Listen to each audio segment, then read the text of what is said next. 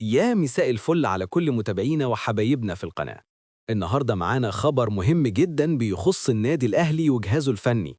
الخبر عن الكابتن عماد النحاس المدير الفني المؤقت للنادي الأهلي، واللي رغم إن نتائجه مع الفريق لحد دلوقتي إيجابية إلى حد كبير، لكن لجنة التخطيط في النادي ومعاها كمان قطاع ضخم جدا من جماهير الأهلي بيجمعوا على إنهم مش عايزين النحاس يكمل لحد نهاية الموسم. تعالوا ناخد القصة من البداية. عماد النحاس استلم المهمة في وقت صعب جدا بعد ما الأهلي استغنى عن المدرب الأسباني خوزيه ريبيرو وعقب الهزيمة قدام بيراميدز. الفريق وقتها كان في حالة ارتباك، الجماهير غضبانة والدنيا كلها مش مستقرة.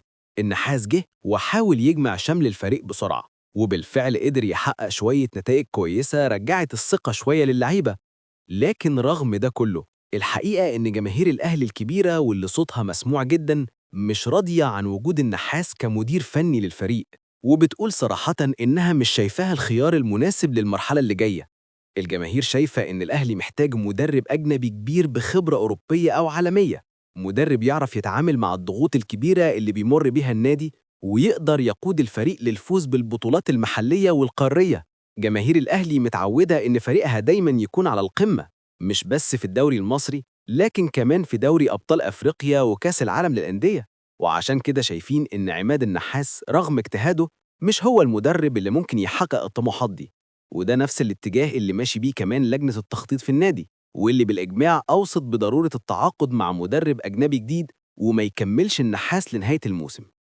النقطة دي بالذات مهمة جدا لأن نادرا لما نشوف اتفاق بين اللجنة وجماهير الأهلي على قرار مصيري زي ده.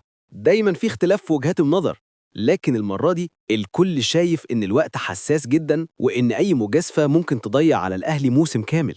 في طبعا ناس قليلة شايفة إن استمرار النحاس كان ممكن يكون ليه جانب إيجابي باعتباره ابن من أبناء النادي وعنده روح قتالية، لكن الحقيقة إن الغالبية العظمى من الجماهير مش مقتنعة بده وعايزة تشوف اسم أجنبي كبير يقود الفريق، خصوصا مع التحديات اللي جاية.